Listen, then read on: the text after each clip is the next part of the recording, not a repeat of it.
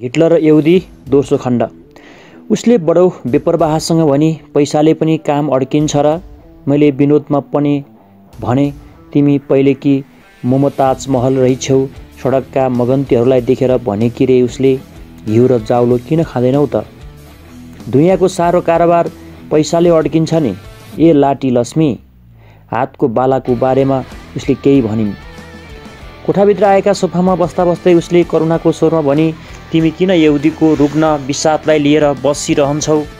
त्यसैले तिमी महान उदासीले व्याप्त छौ, विषादको वातावरणमा श्वास फेर्छौ। मैले भने, विषाद अन्तिम भोग हो मान्छेको, सुखको होस् चाहे दुःखको, तीव्र अनुभूतिको भोग विषाद त हो नि।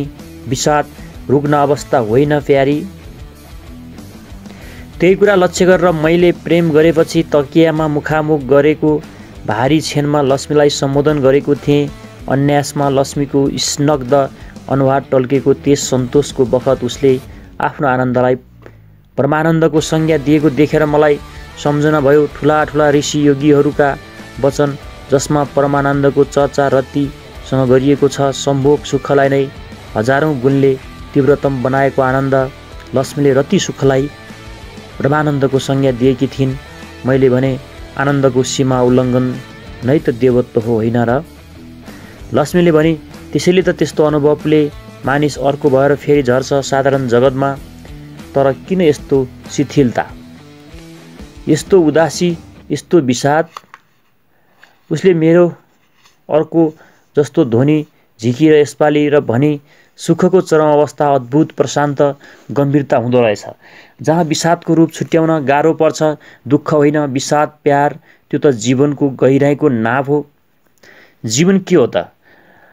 किन जीवन सम्बन्धी प्रश्न यसै घडीमा मात्र उठ्छ, जबकि विह्वल प्रेमले आनन्दको सन्तोष पाउँछ, या त जब विह्वलता थपिँदै गएर प्रशान्त महासागरमा गहिराई प्राप्त गर्छ, या जब मान्छेलाई शिशुहरू अग्निकुण्डमा होमिएको चस्मदित गवाह बन्न कर लाग्छ र यस्तै घडीमा मान्छेमा प्रकाण्ड परिवर्तन पनि आउँछ। ऊ स्वयं भन्छ, म अर्को भएको छु। यस अनुभवले मलाई एकदम भिन्न व्यक्ति बनाएको छ र अर्थको बन्धनबाट मुक्त भएको मौलिक ध्वनि निस्कन्छ प्राणको केन्द्रबाट। जीवनको अनुभव त्यही निश्वासको सानो ध्वनिले व्यक्त गर्छ। कति बेरसम्म मैले यस्तै विचारमा डुबिरहेँ र मलाई पत्तो भएन। लक्ष्मी पनि निशब्द भएर लैटेकी थिइन्। कहिले उठिन्, कहिले लुगा धोइन् र कहिले सिँगार गरेर सिँगारको टेबलबाट मलाई भनिन्। उसको अनुहार अद्भुत सुन्दरताले जगमगाइरहेको थियो। लाग्थ्यो जीवनमा सूर्य उदय भयो। अब कहिल्यै पनि अँध्यारो हुने छैन पृथ्वी। अब तिमीले धेरै काम गर्नु छ। श्रृङ्गार टेबलको घर्राबाट रुमालमा बेरेको एउटा मुठ्ठो झिकेर भनी, यहाँ सबै थोक छ, फर्महरू, तस्बिर, रुपैयाँ। अब तिमीले भोलि मन्त्रालयमा गएर पासपोर्ट बनाउनु र बैङ्कमा गएर विदेशी मुद्रा लिनु परेको छ। बैङ्कले 60 दिन्छु भनेको छ। पासपोर्ट लिएर आउने बित्तिकै पासपोर्टलाई पनि गाह्रो पर्दैन रे, मैले सब मिलाइसकेकी छु। विचारको दुनियाँबाट मलाई झिकेर उसले दैनिकताको दुनियाँमा उभ्याइदिएर कस्तो औचित्य किसिमबाट एकछिन त मैले बुझ्न सकिनँ। बुझ्ने बित्तिकै म त्यस ज्ञानले अभिभूत भएँ। मैले विमूर्तामा यति मात्र भने कि बिछौनामा जुरुक्क बसेर, के गरेकी छेउ तिमीले? उसले सहज ढङ्गबाट भनी, के गरेर? तिमीले औषधि गराउने जिम्मा मलाई दिएका थियौ होइन? मैले भने, मेरै घरमा मेरै पिठ्युपछि कत्रो षड्यन्त्र भइरहेको रहेछ, मलाई थाहा नै थिएन।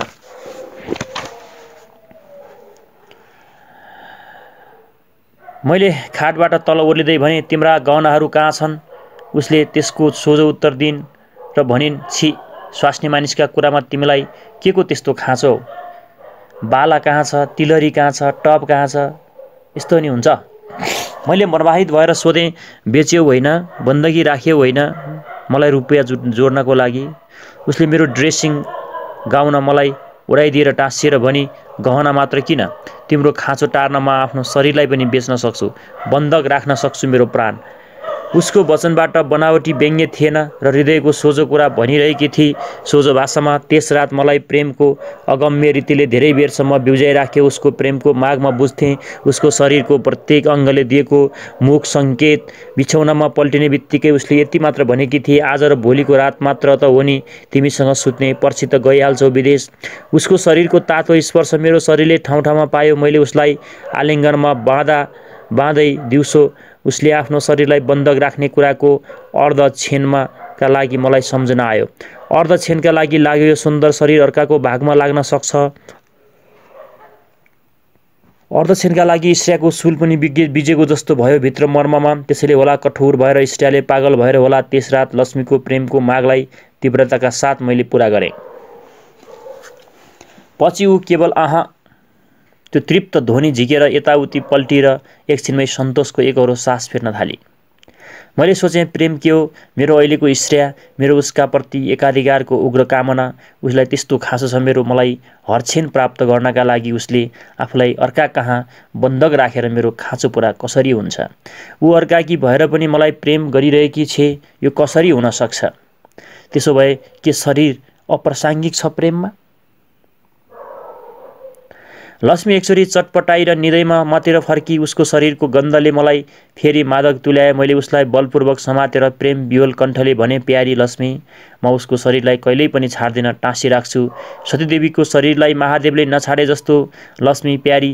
लक्ष्मीको शरीर पूर्ण सजग भयो, तरङ्गित हुँदै मसँग टाँसिन पुग्यो। भोलिपल्ट हाम्रो व्यस्त दिन भयो। सिंहदरबार खुल्ने बित्तिकै हामी विदेश विभागको पासपोर्ट सेक्सनमा गयौँ। त्यहाँको अफिसरले हामीलाई बसालेर भन्यो, सायद श्रीमती, उहाँले टेलिफोन गर्नुभएको थियो, हिजो फारम भर्नुभयो। हिजो तपाईँको कुन मानिसले हो लिएर गएको थियो? मैले खल्तीबाट फारमलाई झिकेर भने, भरेको त छैन, के कसो गर्नुपर्ने हो भनेर त्यसै ल्याएको छु, नभरेर नै। उसले मलाई फारम भर्न मद्दत गर्यो। फारम र मेरो दुईटा तस्बिर लिएर ऊ भित्र पस्यो। एकछिन माफ गर्नुहोला भनेर पासपोर्टको कालो किताबमा फेरि मैले आफ्नो दस्तखत गर्नु पर्यो।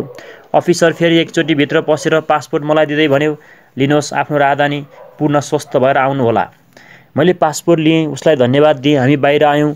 बैङ्कमा पासपोर्ट देख्ने बित्तिकै रुपैयाँ साटियो। म्यानेजरले भन्यो, श्रीमतीजीले डाक्टरी रिपोर्ट पठाइदिएकाले हामीलाई सजिलो पर्यो, निको भएर चाँडै आउनुहोला।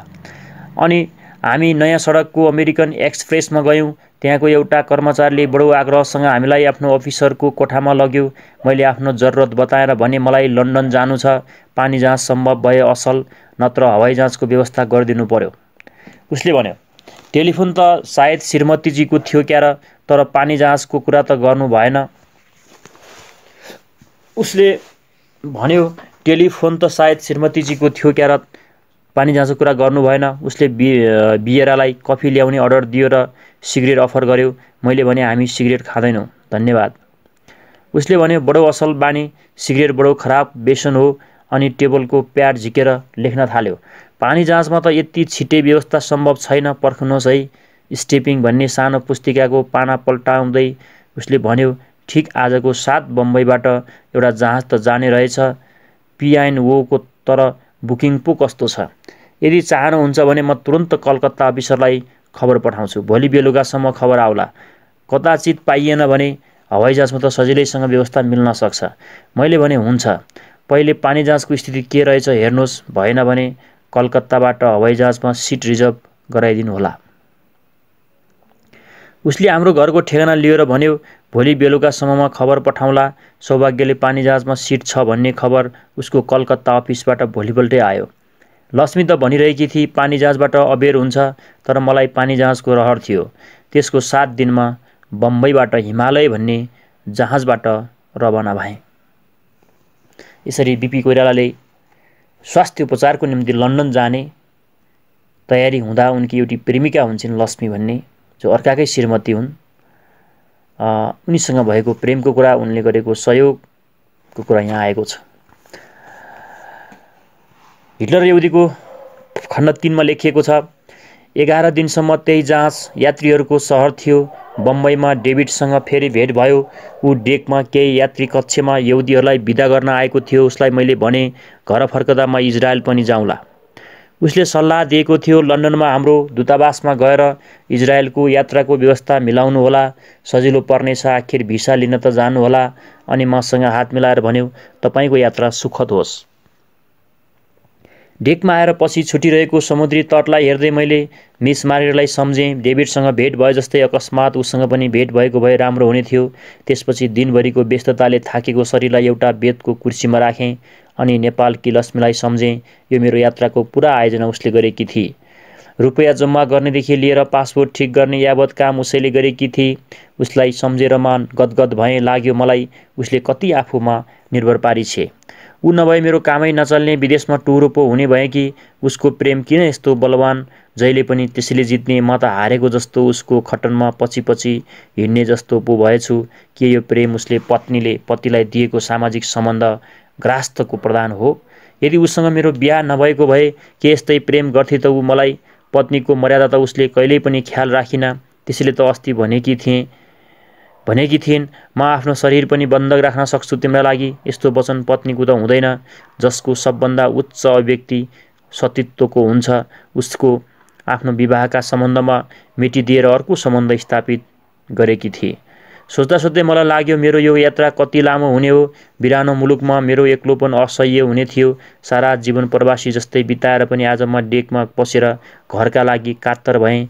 आँखा त्यसै रसाए समुद्रको अन्तरले बम्बईको माटोलाई अदृश्य पारिरहेको रहेछ। माथि आकाश र तल त्यस्तै कालो नीलो समुद्र। सन्ध्याको अन्धकारमा आविष्ट हुँदै आएका जहाजमा झकमक्क बत्ती बल्यो। काठमाडौँमा हाम्रो कोठामा पनि लक्ष्मीले स्विच थिचिहोली। लामो एक्लो रातिको शून्यलाई सम्झेर बिहोल भइहोली। एकछिन डेक हावा खान निस्केका यात्रीहरूले भरिन थाल्यो। जहाजको गर्तबाट स्पन्दनको थुकथुक आवाज आइरहेको थियो।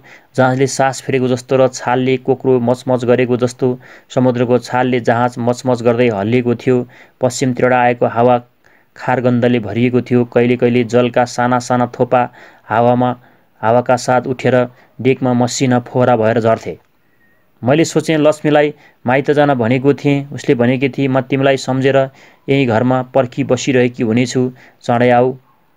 एउटा प्रसन्न बोली हठात मेरो कान पर्यो। म झस्सङ्ग भएँ। नमस्कार। मैले देखेँ एउटा कालो अनुहार प्रसन्नताको वातावरण रच्दै ममाथि झुकेको छ।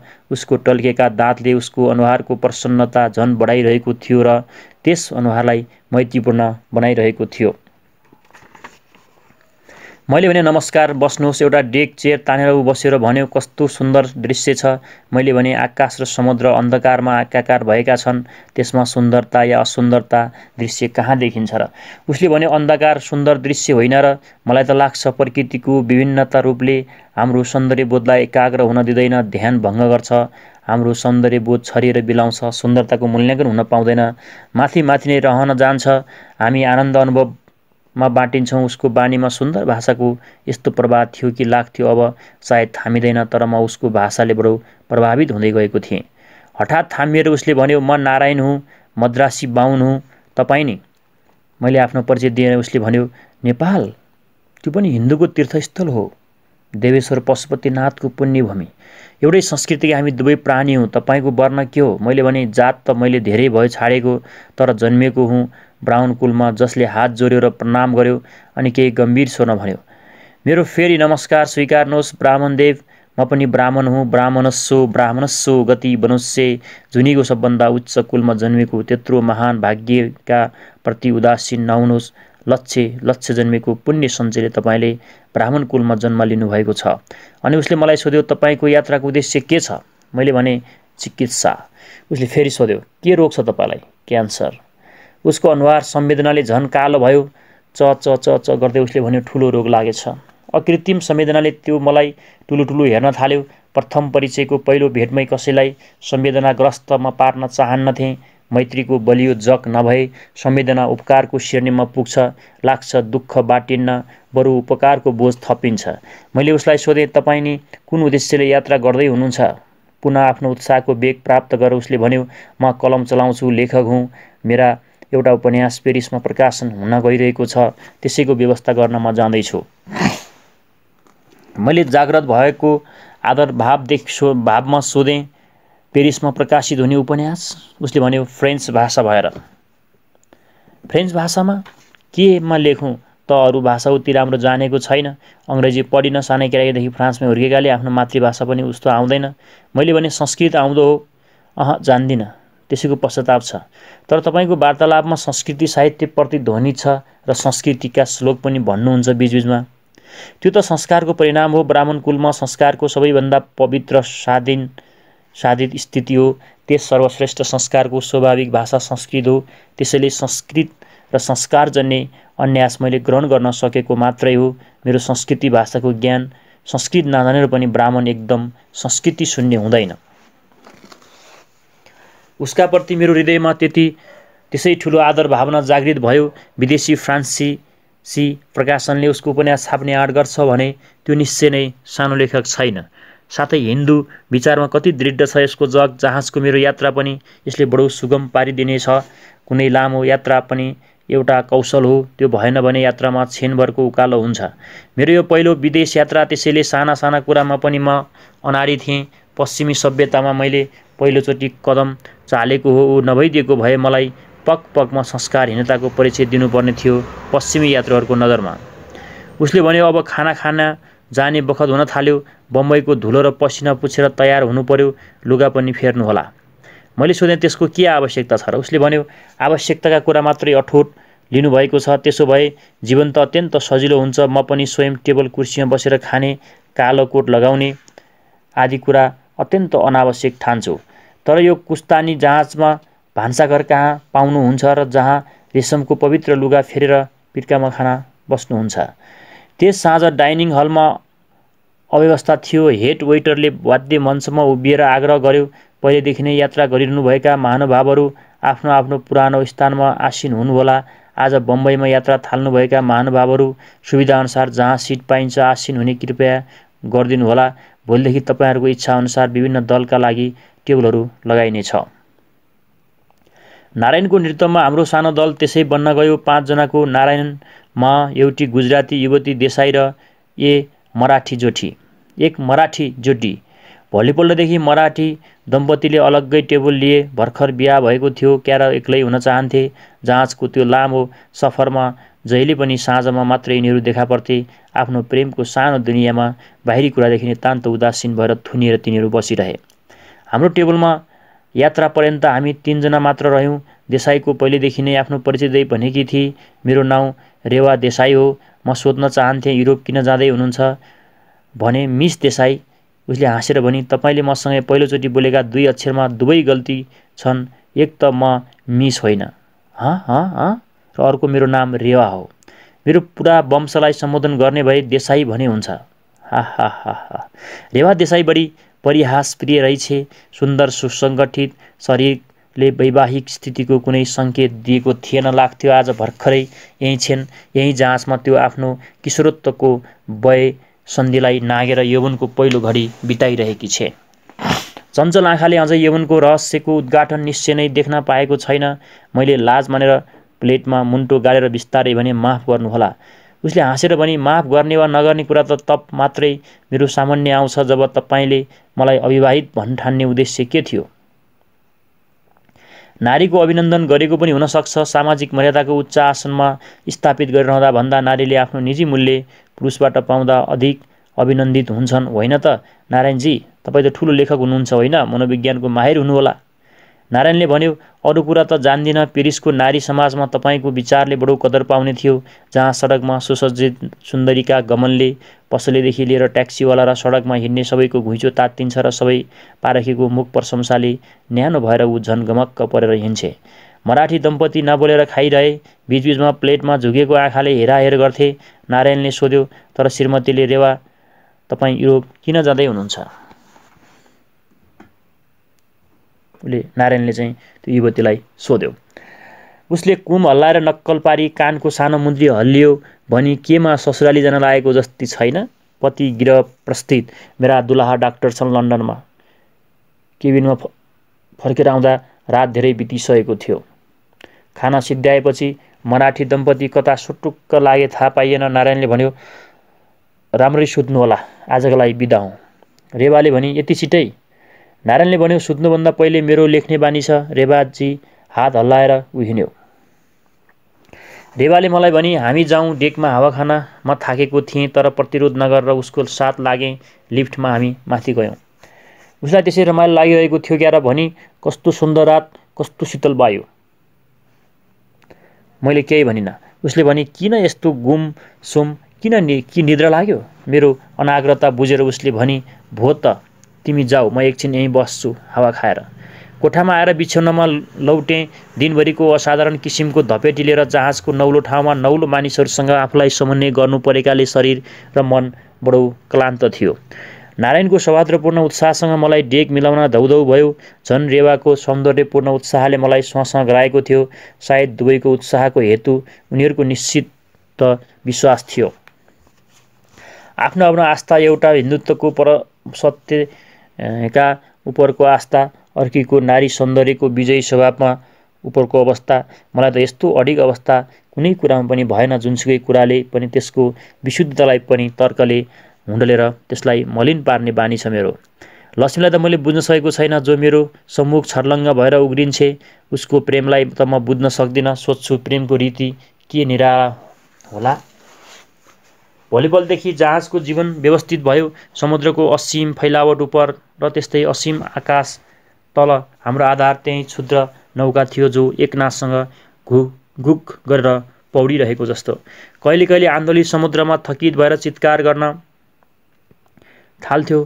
कटकट कटकट कटकट कटकट लहरका पहाड भुकेर उपर बज्रिन्थे र ऊ एकछिन पानीभित्र लोभ हुन्थ्यो। निर्थुक्क भएर निस्कन्थ्यो। त्यस्तो क्षुद्र तरणी नै हाम्रो आधार हुन्थ्यो यात्राभरि। त्यसैले होला जीवनको गति हठात जहाजको यात्रामा तीव्रतम हुन्छ। मित्रता चाँडै रचिन्छ। देशको अग्नि उति नै चाँडै प्रज्वलित बाँच्न त्यसै आधार हुन्छ र यदि मान्छेको उपयुक्त वृत्ति छ भने संसारिक चिन्तनमा उस्तै तल्लीनता। मानिसको आफ्नो आफ्नो वृत्ति ऊर्ध्वतम स्थितिमा पुग्छ। यात्राको दोस्रो दिनसम्म जतिसँग मेरो जहाजमा परिचय भयो तिनीहरूको समाजभित्रै बाफिएर मेरो 11 दिनको यात्रा समाप्त भयो। तिनीहरू सबैले मेरो भावनामा कहिल्यै पनि नमेटिने छाप छोडेर गए। त्यही सानो समाजभित्रै मानव भावनाको व्यापक क्षेत्रमा पाइने सुख दुःख, आशा निराशा, सन्तोष, प्रेम, मैत्री र वितृष्णाको पनि अनुभव मलाई भयो। देख्ने कुरा पनि धेरै देखेँ। लाग्यो मेरो दृष्टि असाधारण किसिमले तीक्ष्ण भएको छ। बिहान दैनिक क्रियाबाट निवृत्त भएर लुगा फेरिरहेको थिएँ। जलपानको समय पनि भइरहेको थियो कि स्टिवार्डले आएर एउटा कार्ड दियो। त्यसमा एकापट्टि नाउँ छापिएको थियो भने अर्कोपट्टि अभिवादनका साथ लेखिएको थियो, म र मेरो छोराका साथ आज दिवा भोजन गर्ने कृपा भएमा अनुग्रहित हुने थिएँ। मैले स्टिवार्डलाई सोधेँ, कसले दियो यो कार्ड? बाहिर लाउन्जमा पर्खेर बस्नु भएको छ एउटा युवकले। लुगा लाएर कार्ड लिँदै स्टिवार्डका पछि म लाउन्जमा गएँ। एउटा सुन्दर गोरो युवकले मलाई उठेर अभिवादन गर्यो र भन्यो, तपाईँ होइन नेपालबाट आउनुभएको? मेरो बा तपाईँसँग भेट्न अत्यन्त इच्छुक हुनुहुन्छ। मैले भने धन्यवाद, तपाईँका पिताजीको निमन्त्रणा मलाई सहर्ष स्वीकार छ। धन्यवाद भनेर ऊ गयो। त्यसै बखतमा रेवा पनि आइपुगी। हस्याङ फस्याङ गर्दै देखेँ आज साडी लगाएकी थिइन्। निलो थोप्ले स्कर्ट र सादा सेतो जम्पर लगाएकी थिए र कपालको जुरोलाई पातलो रुमालले बाँधेकी थिए। गालामा हल्लुको लाली थियो अनि त्यसमा ओठमा पनि नराम्रो लागेन। बरु युवतीबाट फेरि फर्केर किशोरी हुन पुगेकी जस्ती उसले नबुझ जस्तो गरेर भनी, के हेरिरहेको यसरी, राम्री लाग्दिन म? मैले भने त्यसैले त हेरिरहेको। हिन्दुस्तानी स्वास्नी मानिसलाई सहसा अङ्ग्रेजी पोसाक खुल्दैन, तर तिमीलाई खुब सुहाउने रहेछ।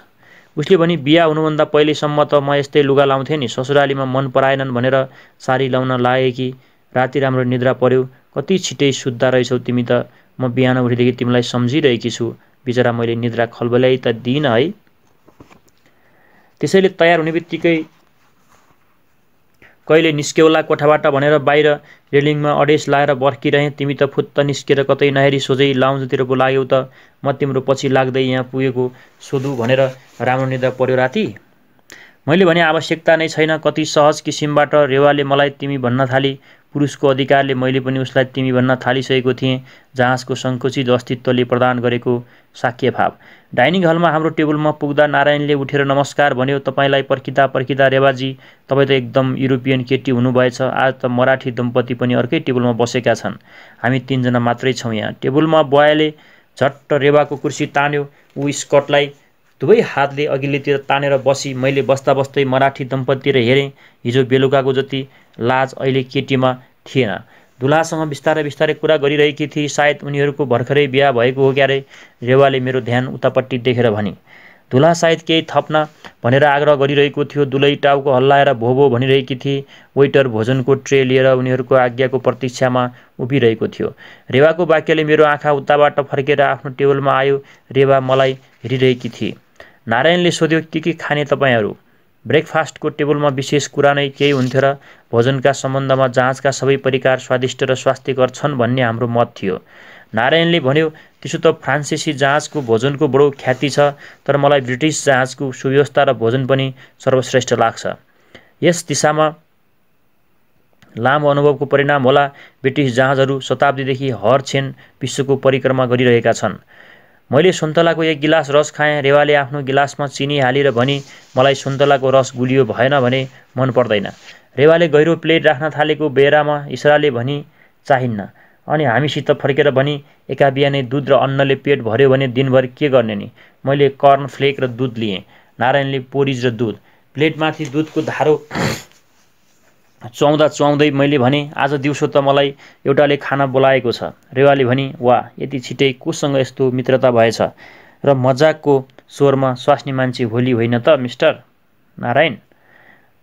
नारायणले मुखभरिको पोरिजलाई निलेर न्याप्किनले ओठ पुज्दै मजाकै स्वरमा भन्यो, तपाईँसँगको मित्रता पनि त केही घण्टाको मात्रै नै हो नि, होइन र? हिजो बेलुकादेखि र तपाईँ पनि त स्वास्नी मान्छे हो नि। रेवाले भनी, तपाईँ त मिस्टर नारायण। अनि मलाई सोधी, को तिमी? त्यो तिमीलाई निम्तो दिने। मैले कोटको पाकेटबाट कार्ड झिकेर उसलाई दिएँ। उसले पढी, मिस्टर जक्रीमा गोलबाग। डाइनिङ हलको वातावरण बडो रमाइलो थियो। टेबलमा उठेको सहज वार्तालापको मिश्रित ध्वनिले मसिनो सङ्गीतको ध्वनि अनि पातलो धुवा र बाफसँग मिसिएर निश्चिन्त प्रफुल्लताको सृष्टि रचिएको थियो। यो स्वर्गलोकमा फिक्रीको परिवेश छैन। तलको हामीपट्टिको भित्तामा रोमन भोजोको विराट चित्र अङ्कित थियो। समृद्ध रोमन काँसले दिएको प्रतिभोज जस्तो गाढा रातो रङ अहिले बिहानको उज्यालो वातावरणमा मलिन भएको थियो र उच्चास रोमनहरू ढल्केकै अतीतमा लोप भइरहेका जस्ता थिए। मैले पनि मजाकलाई जारी राख्दै भने, मिस्टर जक्रीमा निश्चय नै स्वास्नी मान्छे त होइन? मैले नारायणको प्रश्नको उत्तर दिँदै भने, कुन्नी मैले भेटेको पनि छैन, परिचयको त प्रश्नै उठ्दैन। त्यसैले त्यो खाने टेबलमा नै गोलबर्गका बारेमा अड्कल लाउन थालियो। नारायणले भन्यो, नाउँ त यहुदीको छ। त्यसपछि यहुदी जातिका बारेमा कुरा चल्यो। उनीहरूको इतिहास र त्यस जातिको देन, विशेष गरेर धार्मिक विचारको विकासमा र त्यस जातिले भएको अनवरत दुःख। मलाई इतिहासको त्यस्तो ज्ञान त छैन, तर टेबलमा बसेर केवल ज्ञान प्रकाशन त कोही गर्दैन, न विद्वतापूर्ण वक्तृता नै दिन्छ। मैले आफ्नो मन्तव्य दिएँ। अध्यात्मवाद, परमेश्वर सम्बन्धी विचार र भावनाको विकासमा यहुदीहरूको मौलिक योगदान छ। सर्वप्रथम परमेश्वरको चराचरमा व्याप्तताको स्पष्ट चित्र उनीहरूकै मस्तिष्कमा खिचिएको थियो, होइन? नारायणले मुन्टो हल्लाएर भने, एकदम होइन। यति मात्र भन्न सक्नुहुन्छ, तिनीहरूको आदि थलो विभिन्न संस्कृति र सभ्यताको आदान प्रदानको बीच बाटोमा परेकाले तिनीहरूले आर्यावर्तको आध्यात्मिकतालाई पहिले आफूले ग्रहण गरेर पश्चिमतिर त्यसलाई फैलाउने काम गरे। आधुनिकता कि अध्यात्मवाद कि आदि जननी त भारत हो। आर्यावर्त हिन्दुस्तान, कुस्तान र इस्लाम मतका सबभन्दा ठुलो प्रेरक यहुदी हुन्, तर स्वयं त्यस जातिले भारतबाट आध्यात्मिक प्रेरणा पाएको हो। मैले तर्क गरेँ, त्यसो भए यदि आदि स्रोत आध्यात्मिकताको कार्य संस्कृतिमा निहित आध्यात्मिकता हो भने जुडा धर्म, कुस्तानी, इस्लामी धर्महरूमा तथा हिन्दू धर्म कतै कतै समध्वनि पाइए पनि भिन्नताहरूको ध्वनि ज्यादा स्पष्ट पाइन्छ। नारायणले भने, त्यसको भौगोलिक कारण छ र सायद नियतिको उद्देश्य पनि यस भिन्नतामा परिलक्षित छ। मैले पक्क परेर हेरेँ र रेवा नितान्त अनाग्रहका साथ डाइनिङ हलको चारैतिर हेर्थी र फेरि मलाई हेर्थी। हिन्दू अध्यात्मवाद, त्यो महती ज्ञान हिन्दुस्तानमा मात्रै सहज स्वाभाविकताका साथ उपलब्ध हुन्छ। हिन्दुस्तानका पहाड, नदी, माटो, त्यहाँका जङ्गल र यहाँको वायुको स्पर्शले मात्र यो ज्ञानको स्फुरण हुन्छ। त्यसैले त भारत पनि यन्त्री थल हो। भारतमा, त्यो पनि ब्राह्मण कुलमा नजन्मी परम ज्ञान, मोक्ष, अमरत्व जे भन्नुहोस्, त्यस महान प्राप्तिलाई उपलब्ध भएको सम्भव छैन। त्यसैले मैले नियतिको उद्देश्य भनेको हो, भारतको रसिलो स्थलको हिन्दू ज्ञानलाई रुखो मरुभूमिको जातिको मार्फत पुग्दा त्यसमा रहेको सौम्यता लोप भएको छ।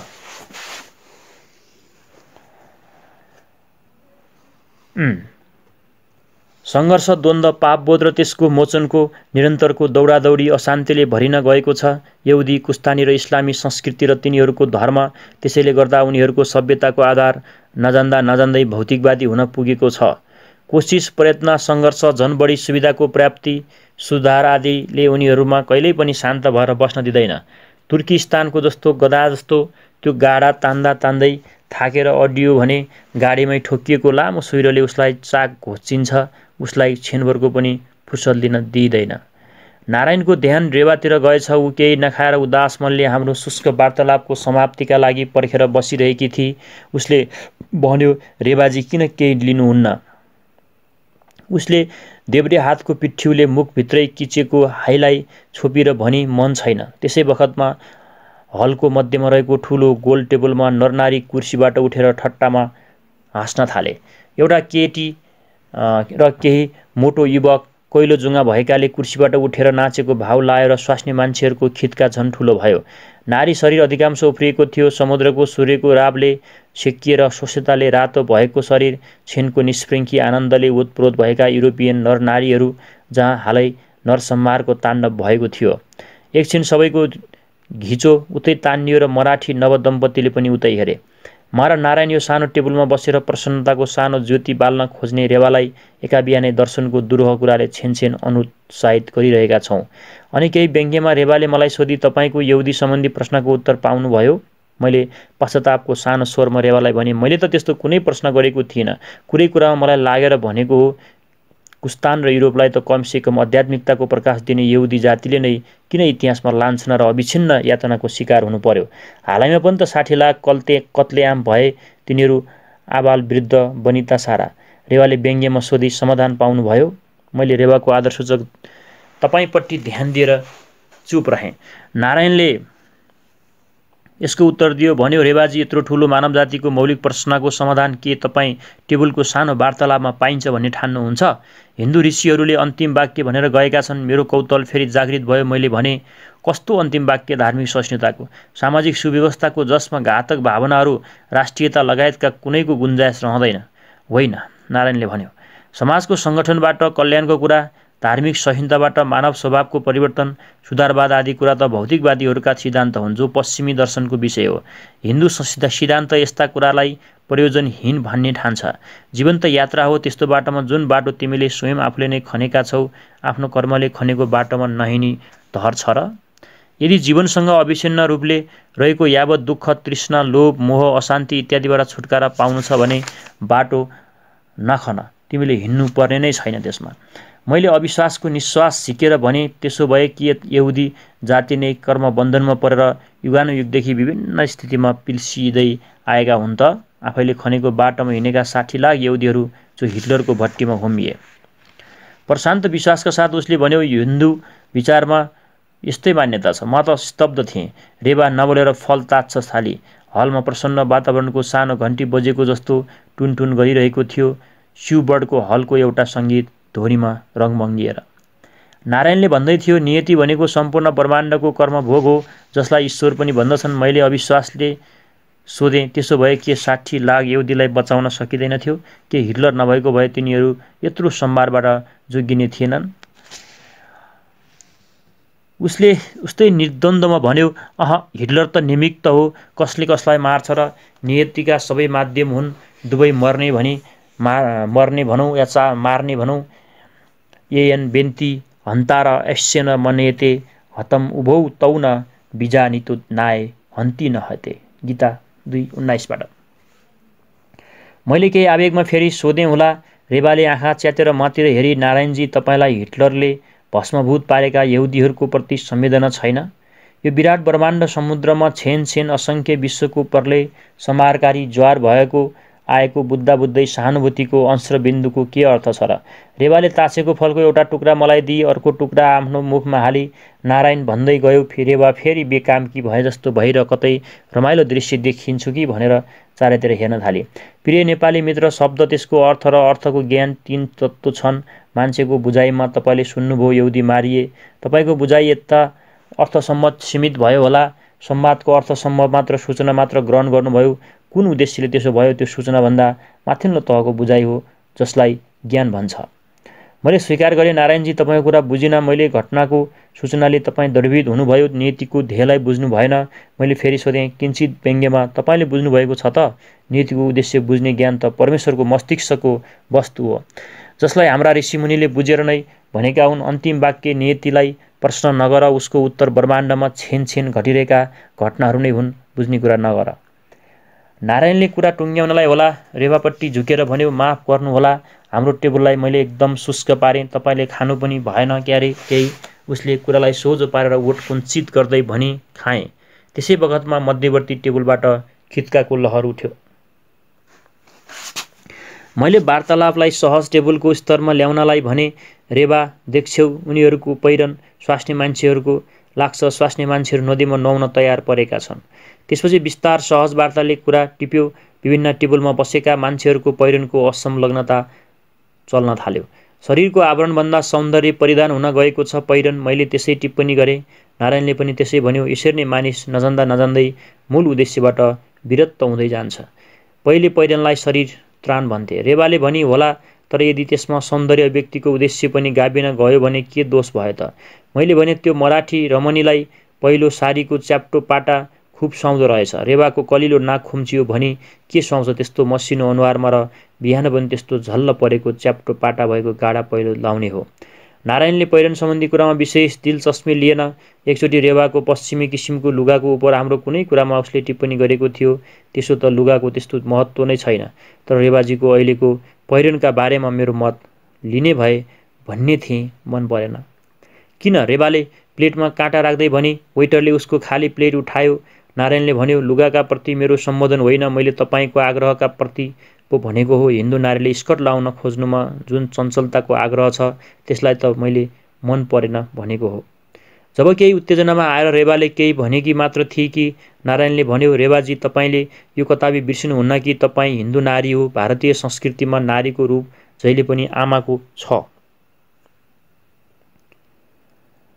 आमाको प्रतीकको हो, थाहा छैन? पृथ्वी चञ्चलताको आग्रह के पृथ्वीलाई सुहाउँछ? रेवाले भनी, त्यसो भए के हिन्दू नारीलाई पश्चिमी नारी र स्वतन्त्र आचरणको अधिकार छैन? नारायणले भन्यो, स्कर्ट लाउने बित्तिकै के पश्चिमी नारी अधिक स्वतन्त्र भए सारी लाउने हिन्दू नारी भन्दा? म त बुझ्दिनँ रेवाजी तपाईँको तर्क। अरू कुराको पनि ध्यान राख्नुपर्छ। हिन्दू संस्कृति मानव विकासको उच्चतम शिखरमा पुगेर गठित भएको व्यवस्था हो। पश्चिमी देशहरू त्यहाँ कहाँ पुगेका छन् र त्यहाँ त नारीलाई रमणीसम्म तुल्याएका छन्। त्यहाँका नारीहरू पनि रमणी भोग्या हुन्, जीवनको ठुलो सार्थकता भन्ने ठान्छन्, तर त्यसैलाई मोहमा आफ्नो स्वतन्त्रता पनि ठान्छन्। रेवाले कुरा काट्दै भनी, त्यसो नभन्नुहोस् मिस्टर नारायणजी। हिन्दू नारीको प्राचीन रूप जहाँ पनि देख्नमा आएको छ, मन्दिरमा होस् या पत्थरमा या चित्रलिपिमा, अल्प बसना यौन पयोधरी गुरु नित्यम्बिनी र तिबली चिन्तित उत्तरधारिणी। नारायणले भन्यो, विलासको पराकाष्ठमा पनि हिन्दू शिल्पी कलाकार उर्वरा मातृत्वको नारी ध्येयलाई बिर्सिँदैन। यो पो हो त्यसको अर्थ।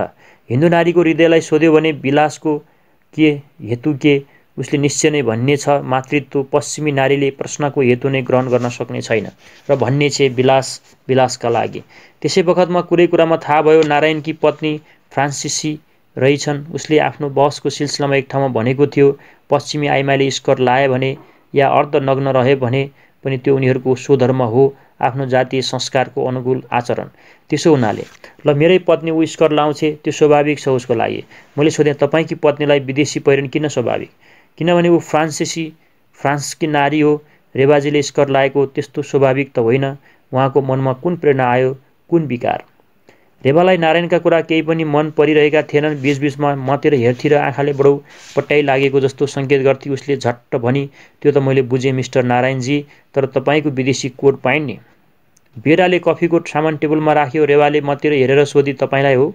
मैले भने, चिनी नहाल्नु होला, दुध चाहिन्छ। नारायणले भन्यो, सादा कालो, अलिक गाढा। एकछिनसम्म कोही पनि केही बोलेन। टेबलमा कप, प्लेट र चम्चा बजेको शब्द मात्र थियो। डाइनिङ हल रित्तिसकेको थियो। त्यो सानो शान्तिको अन्तरालले हाम्रो टेबलको वातावरण फेरि मैत्रीपूर्ण भयो।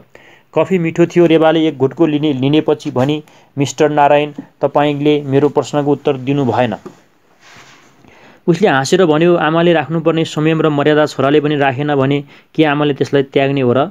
नारायणको उत्तर सायद उति तर्कपूर्ण थिएन। रेवालाई पनि त्यस्तै लाग्यो होला। नारायणले कुन कुरा लम्ब्याउन नचाहेको पनि हुनसक्छ। रेवाले आफ्नो प्रश्नको उत्तर नारायणबाट नपाएकोमा उसको पहिलो कुण्ठा लोभ भयो क्या र। उसले बडो प्रसन्न र उज्यालो आँखाले मलाई हेरेर उसका आँखा अत्यन्त सुन्दर देखिएका थिए। यो कुरा त्यस समयमा मलाई स्वीकार गर्न अलिकति पनि गाह्रो थिएन। कफी खाएर हामीहरू फेरि डेकमा आयौँ र समुद्रको सतहमा हलुको कुहिरो लागेको थियो।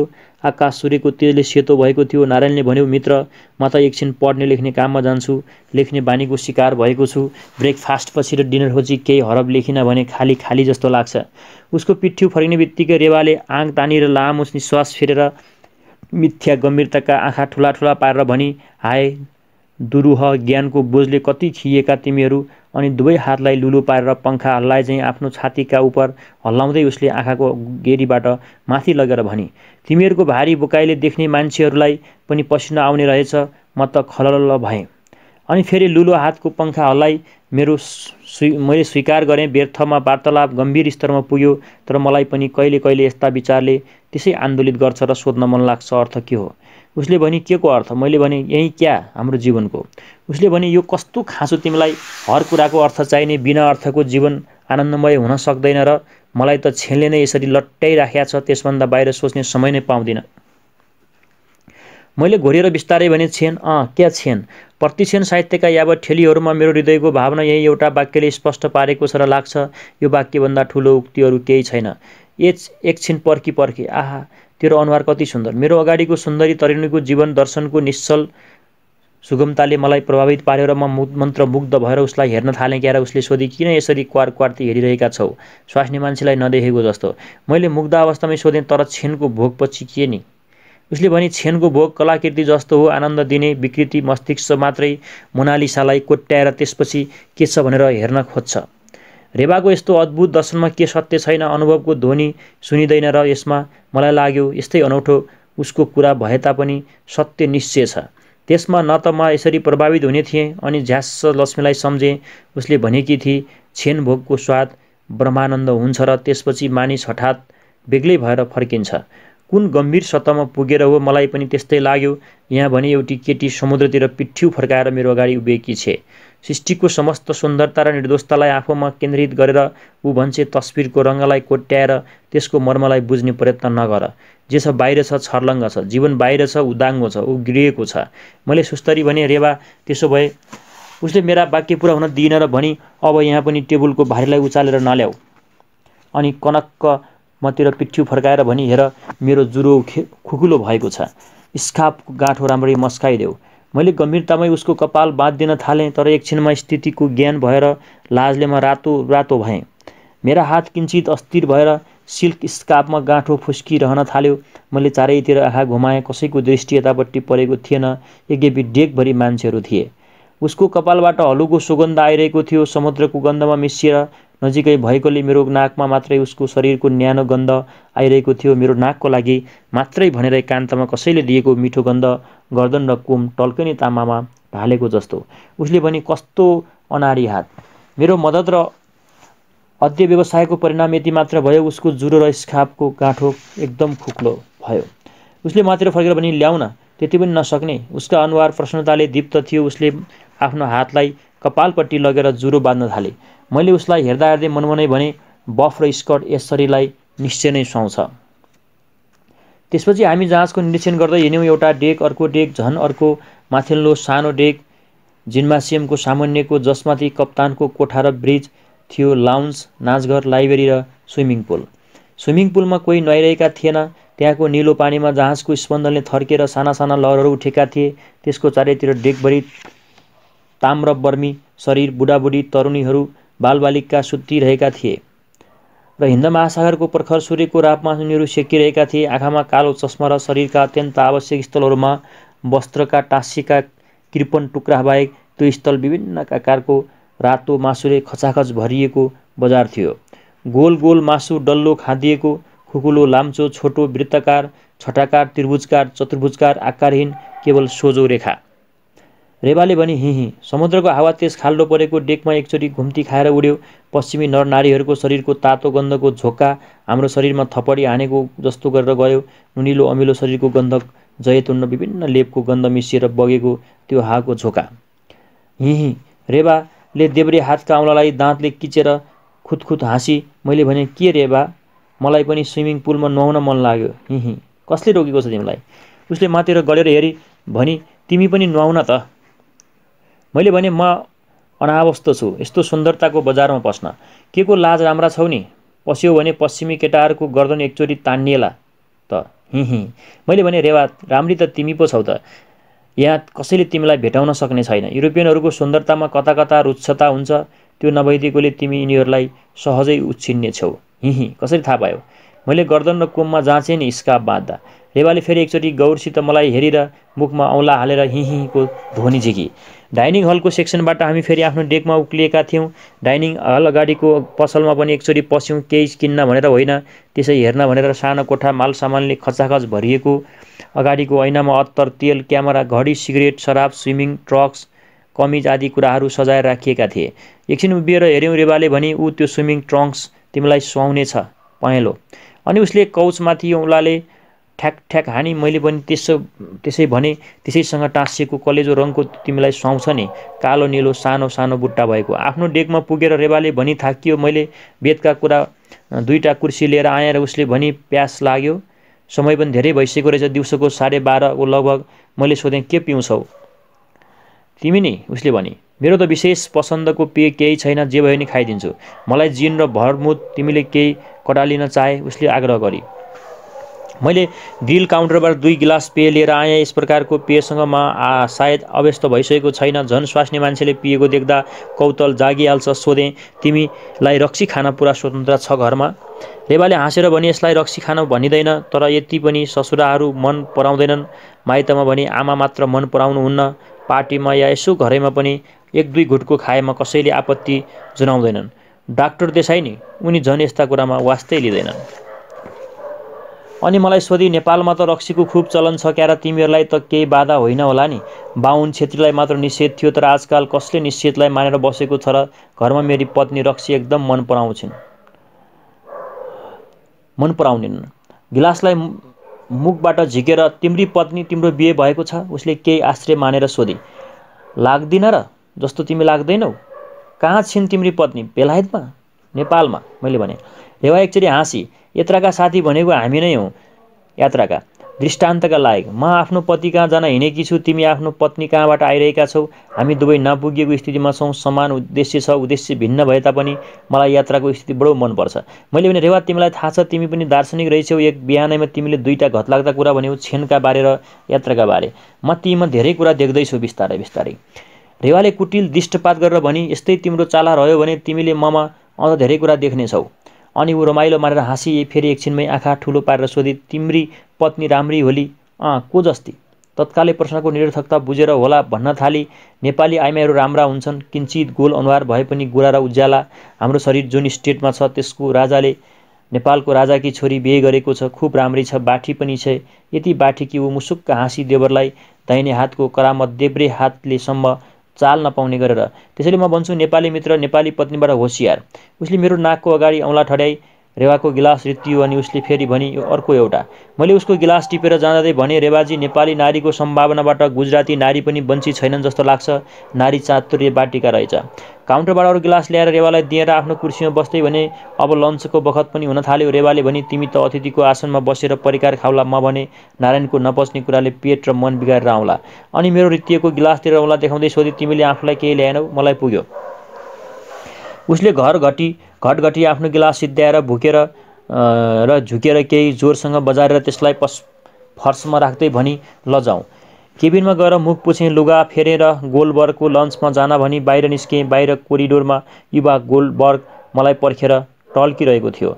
मैले सोधेँ, अबेर त भएन? उसले भने, भर्खरै बा डाइनिङ हलबाट लाग्नुभयो, मलाई तपाईँलाई लिएर आउनु भन्नुभएको छ। डाइनिङ हलमा पिता गोलबर्गले कुर्सीबाट उठेर मेरो सत्कार गर्दै मसित हात मिलाएर मलाई अनुगृहित गर्नुभयो।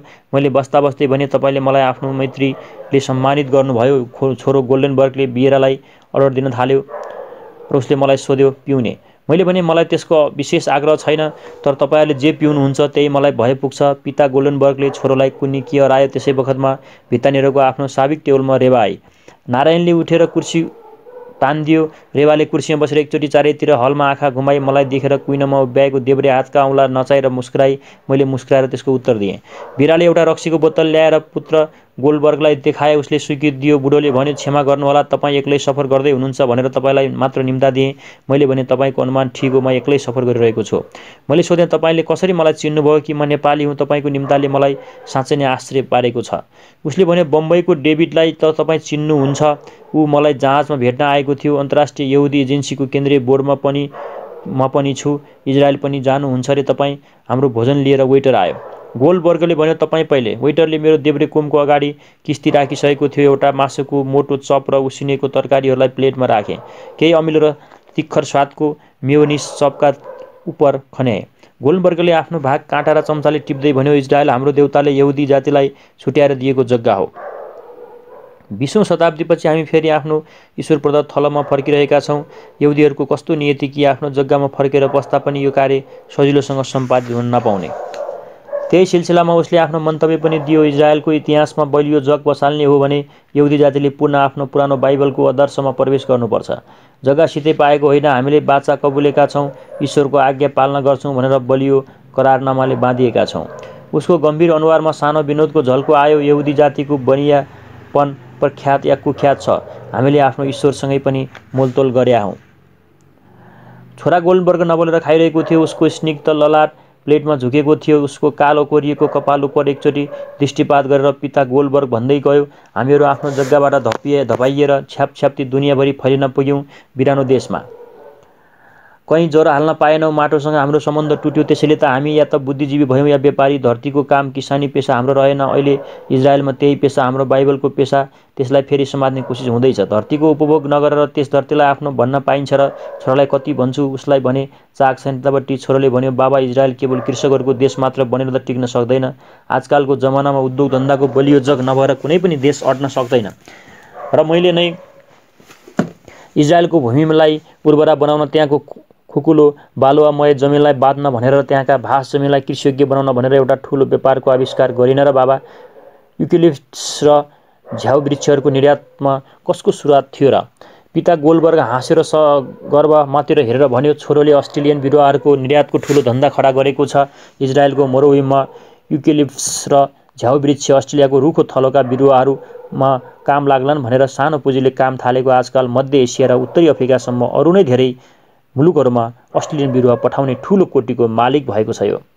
तर छोरा, त्यो त व्यापारी नै हो। तैँले कहिले पनि त हातमा माटो लाइनस्? मातिर झुकेर उसले सोध्यो, नेपाल कृषिप्रधान देश छ क्यार? मैले भने, हो। के उब्जनु हुन्छ त्यहाँ? धान, गहुँ, तोरी, मकै, कोदो, पटुवा मुख्य। पटुवा, त्यसको मुख त ठुलो व्यापार होला। कति निकासी छ? मैले भने, त्यसको आँकडा मलाई थाहा छैन। गोल्डबर्गको छोराले भन्यो, जुट उद्योगको सम्भावना सीमित हुँदै गएकाले त हो नि मैकडोनल्डले आफ्नो फ्याक्ट्री बन्द गरेर पोसाक उद्योगतिर लागेका। छोराले भन्यो, पाकिस्तानतिरै जुट मिलहरू खुल्न थाले। सस्तो मजदुरी र आफ्नै देशमा हुने कच्चा माल, स्कटल्यान्डको जुट कारखाना त्यसैले कम हुँदै गएको छ। मलाई व्यापारका कुरामा एकदमै चाख छैन। बुझ्दिन पनि। चुप लागेर खान थालेँ, बाबु छोराको कुरा सुन्दै। गोल्डबर्गले सोध्यो, मिसेस मैकडोनल्ड किन केही भन्दिनन्? छोराले उत्तर दिएन। मेरो दिलचिस्पीको कुरा नभएकाले गोल्डबर्गले माफी माग्दै मलाई भन्यो, मिसेस मैकडोनल्ड आफ्नो दुलैको ठुलो सम्पत्तिको मालिकनी एउटी विधवा हुन्। म त आजकल आफ्नो कामकाज छोराको जिम्मा लाएर एक प्रकारको अवकाश लिएर बसेको छु। छोरा मिसेस मैकडोनल्डसँग साझाको काम कुरो चलाउँदैछ। यही जहाजमा सौभाग्य उनी पनि यात्रा गर्दैछन्। छोराले भन्यो, बाबा, अतिथिलाई आफ्नो पारिवारिक व्यापार सम्बन्धी कुराले झिझो किन पार्नुहुन्छ? छोरो मैकडोनल्ड र व्यापारका अल्छी लाग्दा कुरा खाने टेबलमा चलाउन चाहँदैनथ्यो। म पनि विरक्त भइसकेको थिएँ। गोल्डबर्गले भन्यो, ठिक भनी छोरा र मातिर फर्कियो। माफ गर्नुहोला, नेपालमा पनि त यहुदी होलान् नि? मैले भने, छैनन्। कमसेकम मेरा सामुन्ने देखा परेका छैनन्। गोल्डबर्गले बुढो जिद्दीले भन्यो, निश्चय होलान्।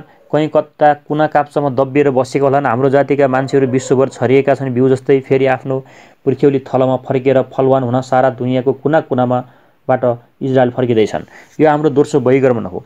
पहिलो बहिगमन मुसाको नेतृत्वमा 2500 वर्षभन्दा अघि भएको थियो, जब इजिप्टको गुलामीबाट निस्केर हाम्रो पुर्खा आफ्नो देवदत्त थलोलाई खोज्दै पुगेका थिए।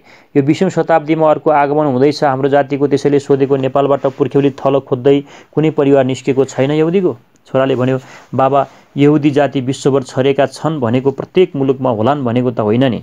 बुढो बडो जिद्दीवाला रहेछ। किन होइन? हिन्दुस्तानका कोकन भन्ने कुना काप्चामा यहुदीहरू शताब्दीदेखि बसोबास गरेर बसेका छन् भन्ने कसलाई थाहा थियो? हिजो एक हुल उनीहरू यही जहाजमा चढेका होइनन्? पैतृक माटोको पुकार सुनेर हिँडेका? नेपाली युवक मित्र, यो माटोको पुकार हामी जहाँ भए पनि, जुन यातना र कष्टको स्थितिमा हामीले जीवन बिताउनु परेको भए तापनि हामीले शताब्दीदेखि सुन्दै आएका थियौँ।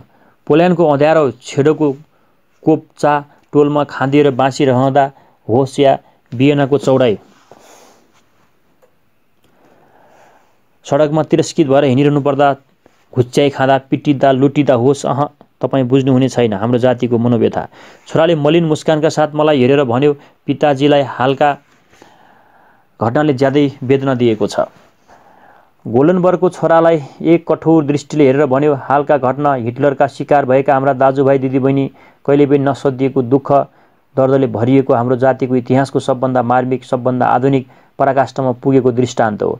तर कहिले हामीले शान्तिसँग बस्न पायौँ? कहाँ कुस्तानहरू त हामीलाई देवहन्ता भनेर घिर्न र लान्छनले हेर्छन् र जुनसुकै अत्याचार गर्नका लागि आफ्नो अधिकार ठान्छन्।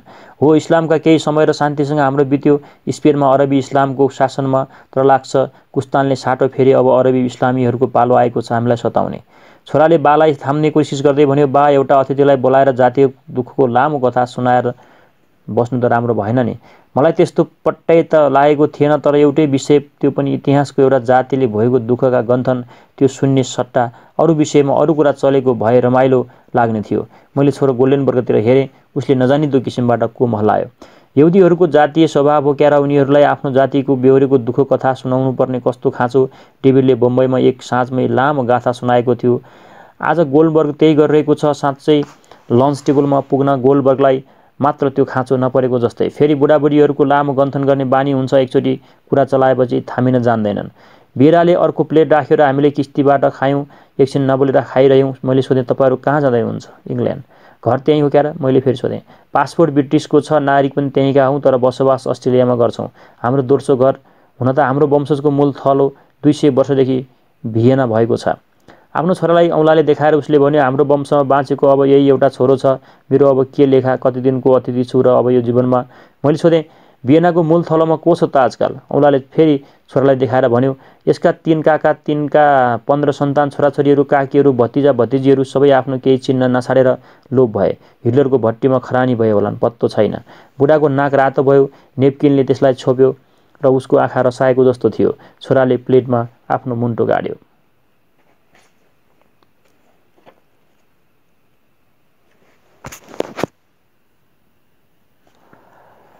मेरो यसपालिको यात्राको पनि उद्देश्य हो एकचोटि, आखिरीचोटि भियनाको आफ्नो पैतृक घरलाई हेरौँ। मर्नुभन्दा पहिले अहिले त्यो खडा छ छैन। सहरको बाहिरी डेन्युब नदीको पाटोमा पर्थ्यो। पहिलोचोटि 1932मा परिवारको मूल थलोमा पुगी उमेर बिताउन हामी भेला भएका थियौँ। त्यहाँ कत्रो ठुलो हाम्रो परिवार थियो सम्झना छ। याकुब तलाई छोराले भन्यो, किन छैन बाबा? रासेल बहिनीले गएको पियानोमा गोल्डबर्गले जोरसँग एक नाक बजायो नेपकिनमा अनि भन्यो, रासेल अद्भुत केटी थिई, मेरी भतिजी, कान्छी भाइकी छोरी, 10 वर्षकी हुँदी हो। बियनाको खुसी पार्न सारो सङ्गीत समाजमा त्यसैले आफ्नो सङ्गीत कलाद्वारा आदर पाइसकेकी थिए। छोराले भन्यो, काली थिए अघि बा, हामी जिप्सी भनेर जिस्क्याउँथ्यौँ। मलाई सट्ट भन्थे, याकुब दाई, मलाई पनि अस्ट्रेलियामा लग न। फेरि गोल्डबर्गको आँखा रसाए। नाकमा उसले नेपकिन फेरि पुर्याएर उसले मलाई भनेकी थिए, जिठो बा, म पनि जान्छु अस्ट्रेलिया, तपाईँसँग कमसेकम त्यसलाई त म बचाउन सक्ने रहेछु। उसको बा, मेरो कान्छो भाइ, 1 वर्षपछि मरिसकेको थियो। धेरै दिन थला परेर नचाहने व्यथाले काइलो भाइले पालेकी थिए। रासेललाई आमा पनि थिइन्, त्यसकी सानो भाइ मात्र थियो, एउटा 6 वर्षको। बाबु मरेपछि दुवैलाई उनलाई काइला काकाले आफ्नो घर लिएर गए। हाम्रो खाना सिद्धियो। बेराले प्लेट झिकेर लग्यो। मैले यसो फर्केर हेरेँ, रेवाहरू खाएर गइसकेका रहेछन्। हल पनि धेरै खाली भइसकेको थियो। बेराले फेरि आएर बडो यत्नसँग टेबल पोस्ट पनि झिकेर त्यही बिछाउनमा थाल्यो। मैले अन्यल मानेर हेरिरहेँ। याकुबले भन्यो, माछा मासुसँग हामी दुधको ससम्म पटक्क हुन दिँदैनौँ, धार्मिक निषेध छ। बाबा त यस्ता कुरामा बडो कट्टर हुनुहुन्छ। माछा मासु खाएको टेबलको लुगा नफेरेर त्यसमा दुधको कुनै प्रयोग उहाँले गर्नुहुन्न। त्यसपछि जाति जातिका खानपिनका विभिन्न आचरण विचारका कुराहरू हुन थाले। मैले भने, नेपालमा गाईको मासु खाने चलन छैन, एकदम निषेध छ। हिन्दूलाई गोवच्छेन। गोल्डबर्गले भन्यो, त्यस्तै हाम्रो धर्ममा पनि सुँगुरको खाना एकदम निषेध छ। मैले भने, मुसलमानहरू पनि सुँगुर खाँदैनन्। गोल्डबर्गले इस्लाम र यहुदी धर्मको धेरै सामञ्जस्यताको कुरा बतायो र हिब्रू र अरबी भाषामा पनि सामञ्जस्यता छ। उसले भन्यो, किनभने हामी दुवै एउटै भूगोलका प्राणी नहौँ। इस्लाम हाम्रै यहुदी धार्मिक विचारबाट प्रभावित धर्म त हो नि। उनीहरूका पौराणिक कथा हाम्रै बाइबलका कथाहरू त हुन् नि। तर आजकल हेर्नुहोस्, हामीहरू नेस्तोनाबुद र कटिबद्ध छन्। कस्तो प्रत्युपकार। कफी सिद्ध्याएर हामी टेबलबाट उठ्यौँ र हाम्रो लामो लन्च बल्ल सिद्धियो। हल खाली भइसकेको थियो। गोलबर्गले भन्यो, तपाईलाई फेरि पनि धन्यवाद। यसरी हाम्रो आज हिटलर र यहुदीको तेस्रो खण्ड यही सकिएको छ। धन्यवाद। चौथो खण्डमा हामी भेट गर्ने नै छौँ र त्यही पानी जहाजको यात्रामै हामीले तेस्रो खण्डलाई बिट मारेका छौँ। नमस्ते।